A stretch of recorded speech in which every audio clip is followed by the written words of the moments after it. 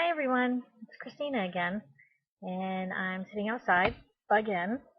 I tried to do this earlier with my coffee in hand and everything, but yeah, the computer wasn't cooperating, so it was a lot of me moving really slow and my voice going normal. So yeah, that's kind of funny. Sorry, try not to shake people. um, it dawned on me this morning that I've never explained to anyone how I came about with Business Darlings. So I kind of wanted to give a little background info. To be completely and totally open and honest with you, I woke up out of a dead sleep one night. I may have been asleep for about an hour, hour and a half. Dead sleep. Woke up, had the name Business Darlings, found a piece of paper and a pen, wrote it down, went back to sleep. That's it. No big elaborate, oh, I thought of this, and no. It just, there it was.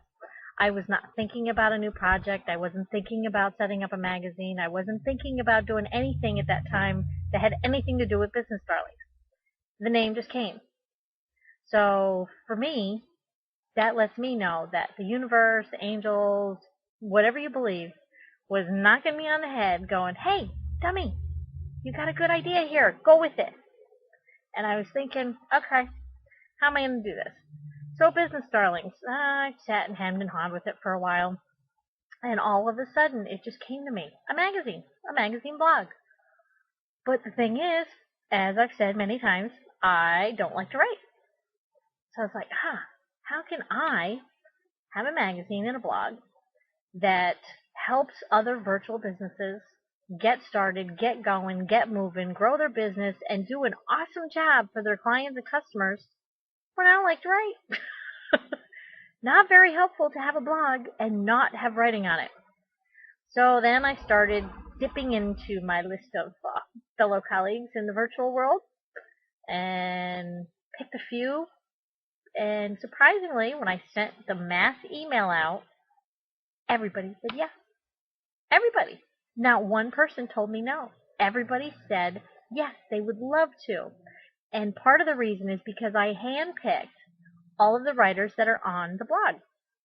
I wanted to make sure that they had the same ethics and moral fiber that I do. Basically, they wanted to help. Sorry, the neighbors next door are doing something, so if you hear ratcheting sounds, that's them. Yes, same ones with the horse. Whatever. So, I spent a lot of time going through picking who I wanted to talk to and who I wanted to be on the magazine. Knowing full well everybody could say no, then Business Darlings would have been pushed off to the back burner and left alone. I needed them all to say yes to get this off the ground. And all I had to do was ask. And they said, of course. It was such an awesome day when I got all those emails back saying yes. I was looking at my husband going, oh my God, another one said yes. It was amazing. After that, it just went gangbusters. I mean, we just rolled and rolled and rolled for a couple months, and then it was launched, and you see what's come of it. Every day we get new visitors. Every day we build our readership. And every day somebody learns something new. That is exactly what I wanted to happen. I don't care if it's just one person in this entire world that visits our site and learns something new. One person learned something today. And I appreciate that. I appreciate all the work that goes in behind the scenes. I appreciate all the writers. I appreciate all the visitors. I appreciate the advertisers. I appreciate every single one of you that has anything to do with Business Darlings. Because without this, my vision to help others for free would not have happened. None of it. So I just wanted to put that out there as like an explanation and a thank you. You are all my darlings, because darling is a word that describes love, caring, something you are willing to put your heart and soul into. And my business is my darling. And I want your business to be your darling. So, Business Darlings. Understand? And for those guys out there who don't like to be called darling, I apologize. We do have one male writer, Winston, on our staff here, and I call him my business dude. So if you would rather refer to yourself as the business dude or the business darling dude, that's perfectly fine with me. But you're all my darlings as far as I'm concerned. Okay. Next up on the agenda is to discuss something about distraction. I am a number one fan of distraction. Good or bad, doesn't matter. I can tell you how easy it is to be fully distracted because this thing right here fires off ideas and things constantly. I swear to you, if you were inside here, you could not wait to get out because there's so much that is zipping around in there and it distracts me. It's very distracting. I'll start on a project, whether it's mine or a client's or something else, and go gung-ho on it till that 90%. Around the 90% mark, I get a little bored. It becomes a little monotonous doing the same thing every day, all day, blah, blah, blah, blah. I need a change. I am somebody who constantly needs change. I need to learn something new. I need to have something different going on. I've always been that way. That's why I've changed jobs so often. That's why I've moved so often.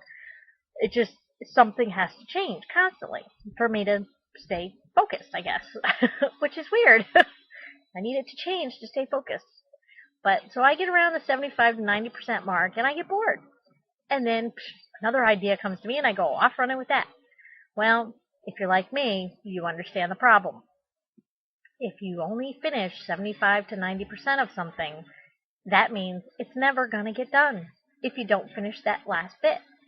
It's never, there's no special fairy that's going to come do it for you. So the trick is to find a way to welcome the distractions and yet organize your thoughts and ideas elsewhere. So when you get them, you jot them down, put them somewhere. It's almost like taking your brain and handing it to a friend and saying, here, hold this for a little bit while I go finish this. When I'm done, I'll come back, you can give it to me. Okay? Now, really, you can't just give it to a friend because, first of all, ew, gross. Secondly, you kind of need that brain to finish the project you're on. So here's what I do. And I'm saying it now because I am horrible about organization. Really am, especially with, my ideas. So I am asking you all to be my accountability partner. I want you to ask me what I'm doing. I want you to keep an eye on me and say, hey, are you still working on this or did you venture off to something else? Call me out on things. I'm okay with that. So on my computer, I have a folder named Ideas. Capital letters, just so I can easily get to it, and I see it every day.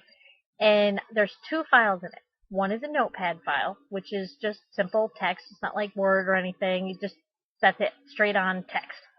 And the other one is an Excel file. In the notepad file, when I come up with an idea, I will stop whatever I'm doing, open up the notepad file, put a line under the most recent thing, and underneath that, I will jot down everything about my idea that's coming to me. It could be a name, could be a domain name, it could be what I want it to be, it could be somebody I want to work with, anything. And then when I'm done, the line goes at the bottom. Now, when I run across things that may help with an idea that I've had before, I will go take the URL and pop it into an Excel file. And the Excel file each tab has a different project I want to work on one day. But right now, I just need it out of my head. So all my clickable resources are in Excel. All of my ideas and notes are in Notepad. That's it. Nothing else. I don't have to open anything else. If I want to jot down more notes or add more notes to my current ideas, I do it in that one file. And then I also know which one came first. I work my way down. Now again, I have this file that has all these ideas listed in it. I obviously don't have the time to do them all. I don't have the resources to do them all. So I have to pick and choose. Sometimes I'll go back through and look at them and look at one and go, I don't think that was such a good idea. So what I'll do is I'll cut that little section out, put it in a different notepad file that I have called Archive. And then I put it away. And that way, because this happens quite often, that way 2-3 months down the road when I'm doing something, just typing on the computer, and I go, I got a great idea. First thing I do before I write it down is I go look at my archives.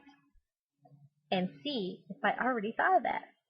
Because as far as I'm concerned, if I thought of it twice and didn't realize I was repeating, it means somebody in this universe is telling me, hey, get a move on. Do something with that. And I do. That's just what I do. But not until the current project is done. So, distraction, big time. If you've ever seen the movie Up, even if you've never seen it, you've at least seen the commercial, and the dog is going, blah, blah, blah, blah, blah, and then all of a sudden he's like, squirrel! It's because he's distracted. And I understand, because all of my little projects off to the side that I haven't done yet are my squirrels. Yep, those are my squirrels. They're a little nutty sometimes, but they're my squirrels. So let's try and keep things on an even keel. Let's push stuff away. When something starts to distract you from the task in front of you, find a way to get out of your head and put it away for a little bit. You can always go back 10 minutes from now when you are done doing what you're doing, or you're having lunch or something, and go look at it, see what you think. But you don't have to do anything about it just yet until you have the time to focus on it, because if you don't finish one thing, you're never going to finish anything. All right? Now, the last little bit that I wanted to talk about was that my family and I are looking to adopt a dog. Not a puppy, a dog, a young dog. One that's crate trained, house trained, all that fun stuff.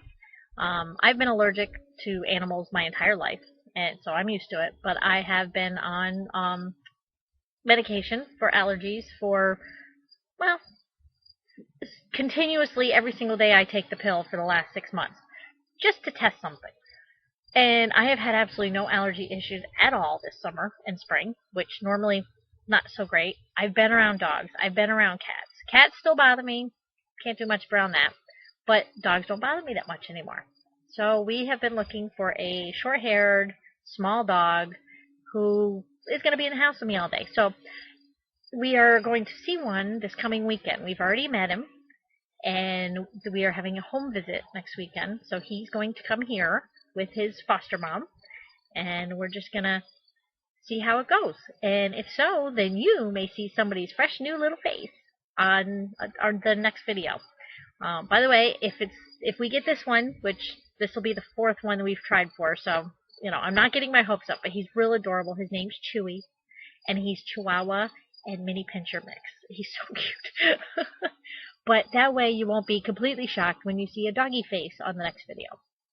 All right, so cross your fingers, wish me luck that Chewy works out.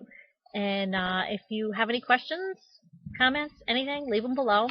And if you'd like, if there's something that you want to work on and you want an accountability partner, like I'm doing right here, leave it in the comments. If I get enough response, I'll set up a private section on Business Darlings where you can sign up and we can help each other out. Okay? So I think that would be pretty cool. But I need responses. I'm not going to set it up if I get 2 people say, yes, I have something I want you to keep me accountable for. I need 10. I'll do it for 10. Okay?